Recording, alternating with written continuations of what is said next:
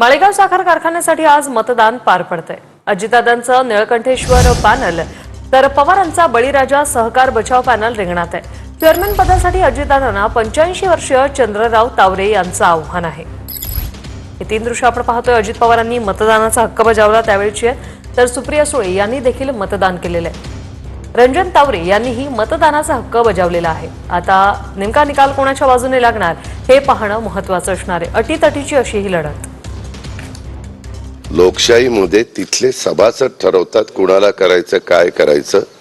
आम्ही जनतेचे प्रतिनिधी आहे, आम्हाला कामाची आवड आहे, संस्था उत्तम चालवण्याची आम्हाला आवड आहे आणि तो माझ्या बारामती तालुक्यातला एक महत्त्वाचा कारखाना आहे। त्याचं पूर्ण कार्यक्षेत्र बारामती तालुक्यातलीच 37 गावं आहेत। 35 वर्ष प्रतिनिधित्व करतोय। ह्या पदावर जाण्याच्या करता उमेदवारी अर्ज भरलेला आहे। कारखाना पारदर्शकपणे शेतकऱ्यांच्या आणि तिथे काम करणाऱ्या कामगारांच्या हिताने आणि त्यांना केंद्रबिंदू ठेवून चालला पाहिजे। दोघांच्याही साखर धंद्याचा वेगळा वेगळा अनुभव आहे।